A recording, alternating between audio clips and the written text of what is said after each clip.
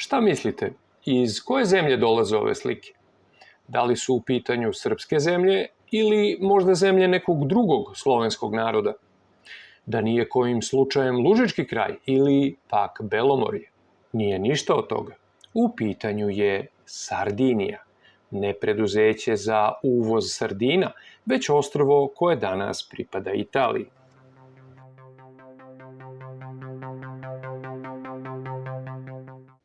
Dobrodošli na Srbionik, srpski svetionik, gde i danas nemilosrdno srbujemo, te idemo na ostrvo koje je genetski srpski od same Srbije, jer je na Sardiniji još izraženija koncentracija većinske haplogrupe našeg životnog prostora nego u samoj Srbiji.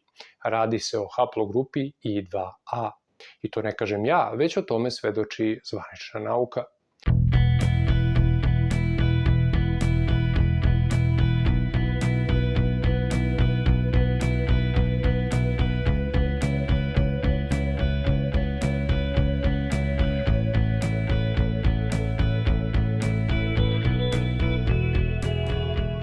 Sa nekoliko malih ostrva u okruženju, Sardinija čini jednu od 20 pokrajina Italije. Budući da je izdvojena od ostatka države, ona ima i veća ovlašćenja, koja dosežu status autonomije. Prestonica i najveći grad pokrajine je Cagliari. Ono što je za nas važno su podaci o jeziku stanovništva Sardinije. U pitanju je sardinski jezik. On se ubraja u grupu romanskih jezika. Po toj istoj zvaničnoj priči, iako je postojao neromanski jezik starosedlačkog stanovništva, koji je sigurno bio govorni pre dolaska Rimljana na ove prostore, latinski izmenio ovaj stari jezik. Budući da govorimo o vremenu od pre 2. veka pre nove ere, taj stari jezik nam je suštinski nepoznat.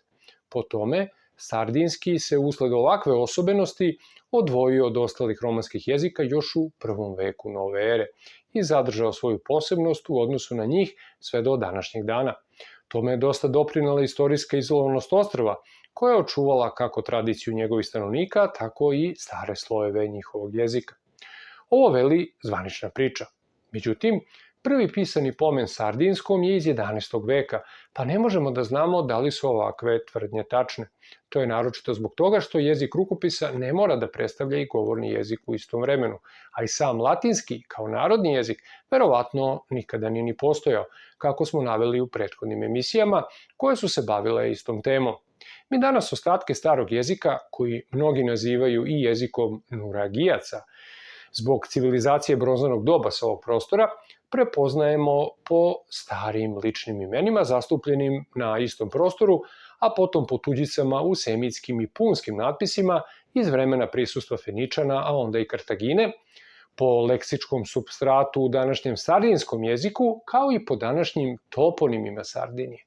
Ovo su podaci koji se poklapaju sa zvaničnim naučnim stavom. Mi ćemo se iz tog razloga pozabaviti poreklom imena dva toponima na jugu ostrva, a to su Selarđus i Cagliari. Vidjet ćemo da li ovi toponimi mogu biti dovedeni u vezu sa starim srpskim jezikom. Odgledajte emisiju do kraja kako biste saznali da li toponimi Sardinije imaju srpsko poreklo.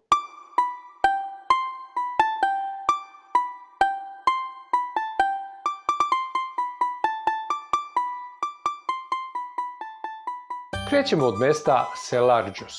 Najstariji poznati pisani izvor u kome se pojavljuje ime Selarđus u obliku de Selarđo datira iz 1341. godine, što je prvi pisani pomen ovog toponima. Postoje dve glavne pretpostavke o njegovom poreklu.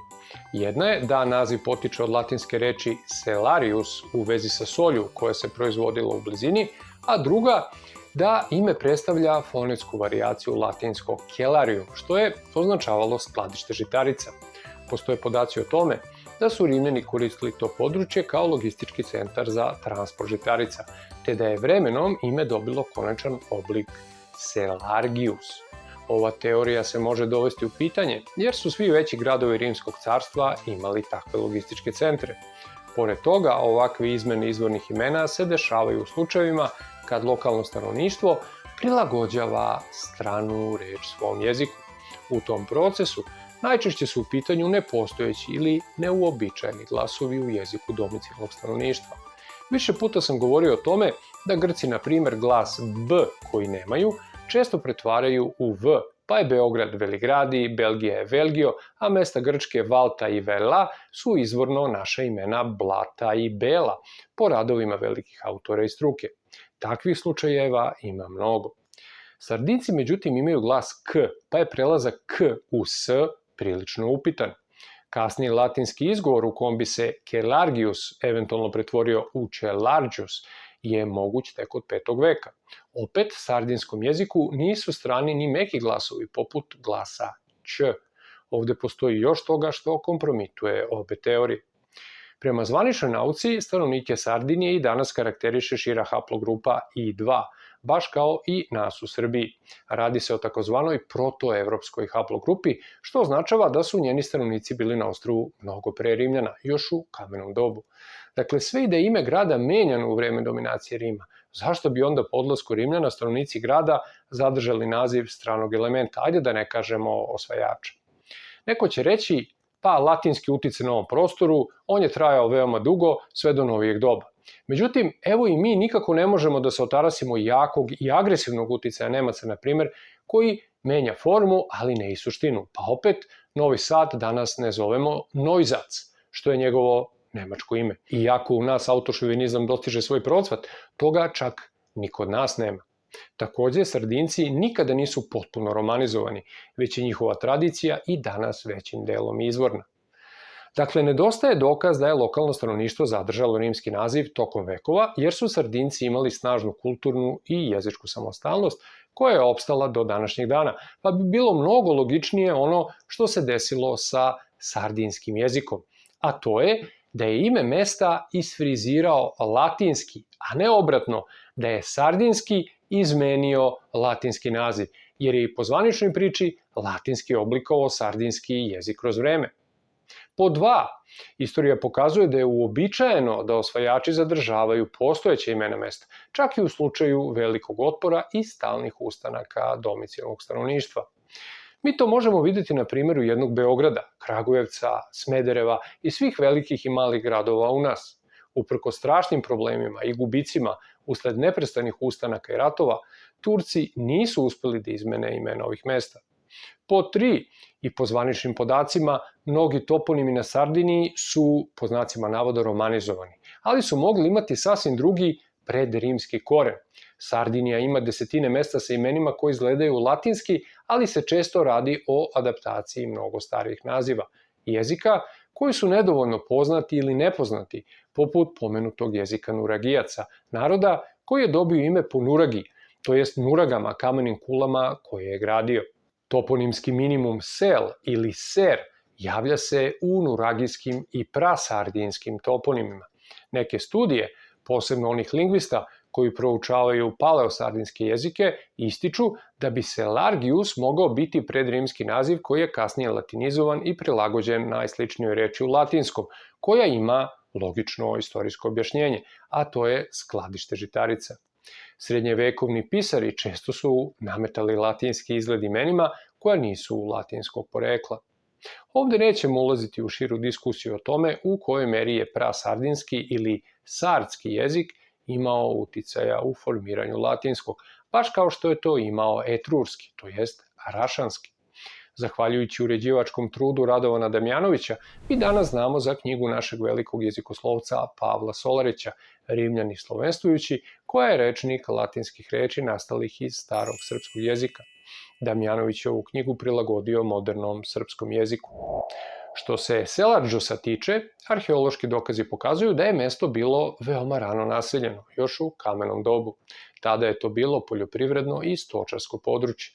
Potvrđeno je da ova regija ima kontinuitet u bavljenju poljoprivredom kroz čitavu istoriju do današnjeg dana, što dokazuju i distributivni centri žitarica u vreme Rima.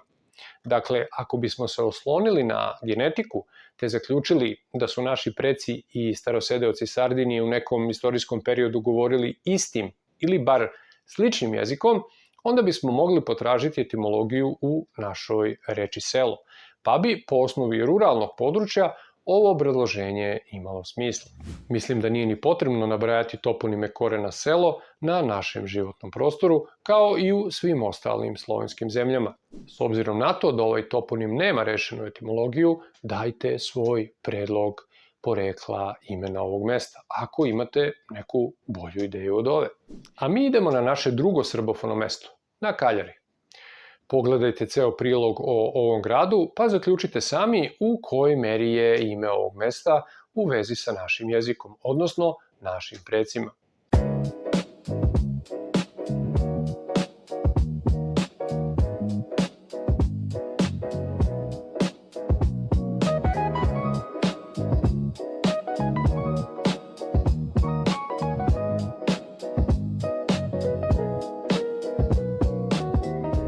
Kako rekosmo, Kaljari je glavni i najveći grad Sardinije. Ovo su glavne teorije o poreklu njegovog imena. Pod 1. Semitsko ili punsko poreklo. Mnogi istoričari smatraju da je ime poteklo od jezika Feničana, odnosno kasnijeg jezika Kartaginjana.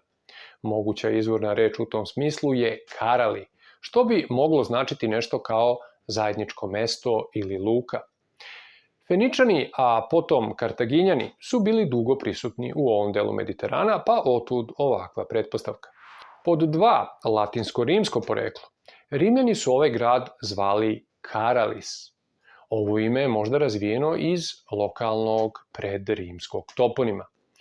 Neki smatraju da je izvedeno iz korena koji znači stena ili brdo, pošto je grad izgrađen na brdovitom terenu. I po 3. predrimsko, odnosno sardinsko poreklo. Ova teorija veli da postoji mogućnost da je ime starije i potiče od lokalnih starih naroda, na primer pomenutih nuragijskih, ali nema sačuvanih pisanih tragova o tome. Jasno je da Kaljari neizostavno podsjeća na našu reč kal, za blato, na kaljugu. A da li ima ikakve osnove za ovakvu tvrdnju? Tlo Kaljarija karakteriše podloga od krečnjaka. U ravnim i primorskim delovima postoje slojevi plodnog humusa i peskovitog tla, što omogućava poljoprivredu. Kaljari je smešten na nekoliko brežuljaka. Teren je relativno neravan, sa strmim padinama koje pružaju prirodnu odbranu od napadača, što je bilo važno u drevnim vremenima. Ono što je bitno za našu jezičku analizu je da se neki delovi Kaljarija nalaze na močvarnom terenu, kao što je priobalna ravnica blizu luke, koja je tokom istorije delimično nasipana. Nasipanje, odvodnjavanje i urbane intervencije su znatno smanjile močvarne površine. Na njihovo smanjenje je uticao i nivo mora, kao i klimatske promene tokom milenijuma. Ono što znamo je da su u davnim vremenima, posebno u periodu osnivanja Kaljarija, pre više hiljada godina, močvarni delovi oko zaliva i luka bili znatno veći nego danas. Procena je da je grad tada dobrim delom bio okružen blatom i močvarama. Bio je privlačan za život zbog obradivog zemljišta, prirodne zaštite i blizine mora. Latinski jezik prilagođava naše reči svojoj jezičkoj logici rotacijom susednih slogova i glasova, takozvanom metatezom, koju možemo da primetimo u slučaju Kaljarija. Kako već rekosmo, znamo da su Rimljani ovo mesto zvali Karalis. Takođe znamo da je nastavak, to jest sufiks za rod, u ovoj reči is, pa je njen koren karal. Rotacijom slogova dobijamo upravo kalar, to jest kaljar, ako ćemo po mekom l. Kada na kaljar dodamo današnji italijanski sufiks i, imamo i konačan izgled toponima. Kaljari. Zvanična priča tvrdi da je ovaj toponim zapravo izveden iz feničanskog naziva za mesto, koji je glasio Karali, čija se etimologija, vidi čuda, ne zna. Ovo ime bi po tome bilo staro nekih 3000 godina. Međutim, Feničani su na ostrvu bili velika manjina, čak i na vrhuncu njihovog istorijskog prisustva, po slobodnoj proceni možda tek nešto više od 5% populacije, a nije bilo mnogo drugačije ni sa prisustvom došljaka u vreme Rimskog carstva. I pored toga, nekako ispada da su stanovnici ovog ostrva kroz istoriju imali svakakve nazive mesta, a samo ne svoje. Postoje li slučajevi kada se ime mesta iz domicilnog jezika zameni drugim imenom iz istog jezika? Navešću vam primer Paleža, koji je po Milošu Obrenoviću dobio ime Obrenovac. I danas ga svi mi zovemo Obrenovac, a mnogi od nas ne znaju za njegovo staro ime. Grad je tako preimenovan u čast velike pobede srpskih boraca, predvođenih upravo knezom Milošem, u bici kod Paleža protiv Turaka. A gde sve u slovenskom svetu postoje mesta osnove Kal? Pod 1. Kaluga u Rusiji, veliki grad jugozapadno od Moskve. Etimologija se verovatno nalazi u rečima kal, što kao što znamo znači blato, i luga, što je u ruskom livada, u konačnom prevodu močvarna livada. Po 2, kalnik, planina i mesto u Hrvatskoj. Naziv se opet vezuje za kal, to je blato, i verovatno označava okolno područje koje je bilo močvarno. Pod 3, kalnica u Ukrajini i u Slovačkoj. U ovim državama ima više mesta ovoga imena. Ime je izvedeno takođe od reči kal, za blatnjavo mesto. Po 4, Kalinovka, Kalinovo i Kalinovo pole. Ovo je učestala slovenska toponimija i često se povezuje za reč kalina za vrstu drveta, dakle ne uvek za blato, pa je moguća i jedna i druga etimologija. Na ovo bih nadodao mesta Kalau u Nemačkoj, u Lužicu, izvorno Kalov, dolazi od barice ili lokva, to jest slovenskog kal. Kališe u Sloveniji, što znači blatno mesto. Kalnik u Rumuniji u značenju takođe blatno mesto i opet od naše reči kal.